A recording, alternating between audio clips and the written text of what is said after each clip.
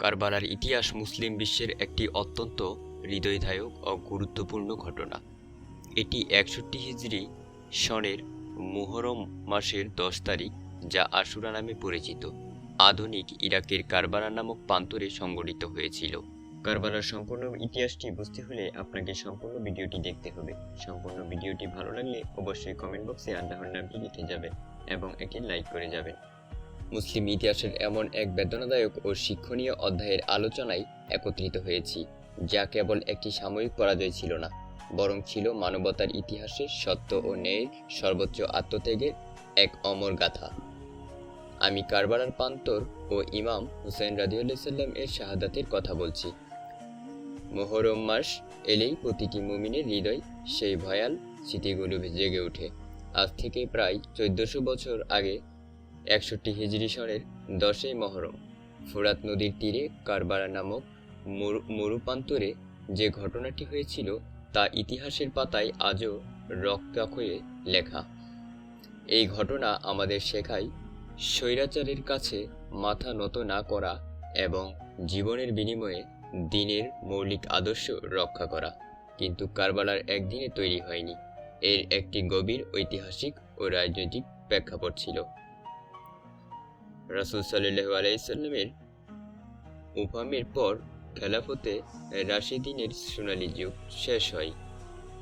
ইসলামের রাজনৈতিক কাঠামোতে আসে পরিবর্তন। হযরত মুয়াবিয়া রাদিয়াল্লাহু সাল্লাম এর পর তার পুত্র ইয়াজিদ মুসলিম জাহানের খলিফা হিসেবে ক্ষমতা গ্রহণ করেন। ইয়াজিদ ছিলেন ইসলামী আদর্শ থেকে দূরে, অন্যায় ও ফাকিসির পথে অভ্যস্ত।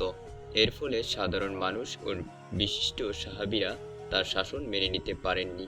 নবীজির প্রিয় দৌহিত্র জান্নাতের যুবকের সর্দার হযরত ইমাম হুসাইন ইবনে আলী রাদিয়াল্লাহু সাল্লাম স্পষ্ট ভাষায় ঘোষণা করেন, শাসনের আনুগত্য ইসলাম সমর্থন করে না।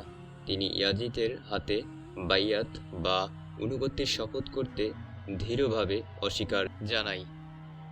ইয়াজিদের স্বৈরাচারে অতিষ্ঠ হয়ে ইরাকের কুফা নগরীর হাজার হাজার মানুষ ইমাম হুসাইন রাদিয়াল্লাহু সাল্লামকে চিঠি লিখে তাদের নেতৃত্ব গ্রহণ করার জন্য আহ্বান জানায়। তারা সত্য ও ন্যায়ের পক্ষে হুসাইন রাদিয়াল্লাহু সাল্লামের নেতৃত্বে প্রস্তুত ছিল। হুসাইন রাদিয়াল্লাহু সাল্লাম পরিস্থিতি যাচাইয়ের জন্য তার চাচাতো ভাই মুসলিম ইবনে আকিল রাদিয়াল্লাহু সাল্লামকে কুফায় পাঠান। প্রথমে কুফাবাসী বিপুলভাবে মুসলিম রাদিয়াল্লাহু সাল্লাম এর হাতে আনুগত্যের শপথ নিলেও ইয়াজিদের নতুন গভর্নর ইবাইয়াদুল্লাহ ইবনে জিহাদের ভয়াবহ দমন পীড়নের মুখে তারা বিশ্বাসঘাতকতা করে মুসলিম রাদিয়াল্লাহু সাল্লাম নির্ভুলভাবে শাহাদত বরণ করেন। এই ছিল কারবালার প্রথম রক্তপাত। এই হৃদয়দায়ক খবর সত্ত্বেও ইমাম হুসাইন রাদিয়াল্লাহু সাল্লাম সত্যের পথে অবিচল থেকে আল্লাহর উপর ভরসা করে পরিবার পরিজন এবং মাত্র ৭২ জন সঙ্গী নিয়ে কুফায় দিকে যাত্রা শুরু করেন। এই হৃদয় বিতারক খবর শোনা সত্ত্বেও ইমাম হুসাইন রাদিয়াল্লাহু সাল্লাম সত্যের পথে অবিচল থেকে আল্লাহর উপর ভরসা করে পরিবার পরিজন এবং মাত্র ৭২ জন সঙ্গী নিয়ে কুফার দিকে যাত্রা শুরু করেন। ৬১ হিজরির ২ মুহররম ইমাম হুসাইন রাদিয়াল্লাহু সাল্লাম এর কাফেলা ফুরাত নদীর তীরে কারবালা নামক মরুপ্রান্তরে এসে পৌঁছায়। এরপরই শুরু হয় চূড়ান্ত ট্র্যাজেডি। ইয়াজিদ বাহিনীর সেনারা উমর ইবনে সাদ এর নেতৃত্বে বিশাল সৈন্যদল নিয়ে ইমাম হুসাইন রাদিয়াল্লাহু সাল্লামকে চারদিক থেকে ঘিরে ফেলে। তাদের প্রথম ও সবথেকে অমানবিক পদক্ষেপ ছিল ৬১ হিজরির ৭ই মুহররম থেকে ফুরাত নদীর পানি সম্পূর্ণরূপে বন্ধ করে দেওয়া। নবী পরিবার এবং তাদের সাথীরা শিশু বৃদ্ধ নির্বিশেষে পানির অভাবে তীব্র কষ্ট ভোগ করতে লাগলেন। ইয়াজিদ বাহিনী বারবার হুসাইন রাদিয়াল্লাহু সাল্লামকে দুটি শর্তের যে কোনো একটি মানার জন্য চাপ দেয়, হয় ইয়াজিদ কাছে বাইয়াত গ্রহণ, নয়তো বিনা শর্তে আত্মসমর্পণ। ইমাম হুসাইন রাদিয়াল্লাহু সাল্লাম অত্যন্ত দৃঢ়তার সাথে বলেন, আমি স্বেচ্ছায় কোনো অন্যায়ের কাছে মাথা নত করব না। যদি ইয়াজিদের বাইয়াত গ্রহণ করি তবে ইসলামের আদর্শ নষ্ট হবে। জীবন দেব, কিন্তু সত্যের সাথে আপোষ করব না।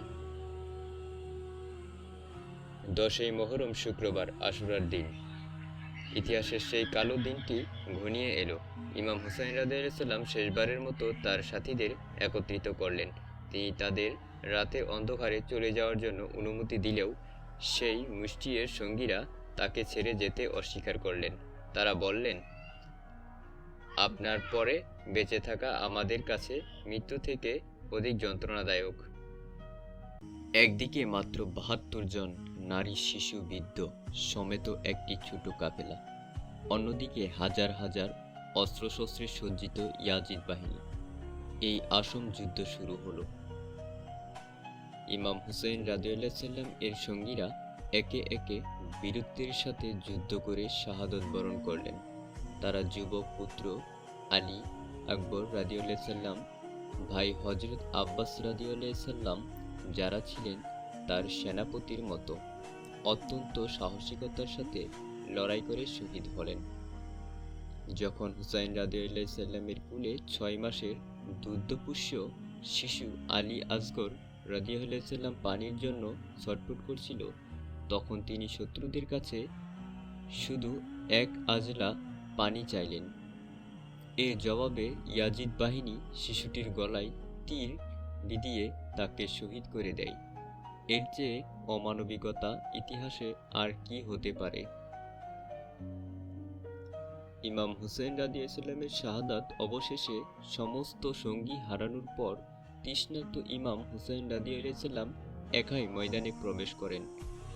তিনি এমন বীরত্ব দেখালেন যা ইতিহাসে বিরল, কিন্তু অগণিত শত্রুর আঘাতে রক্তাক্ত হয়ে একসময় নবী দৌহিত্র ইসলামের এই মহান রক্ষক কারবালার ধূসর প্রান্তরে লুটিয়ে পড়লেন এবং তাকে নির্মমভাবে শহীদ করা হলো।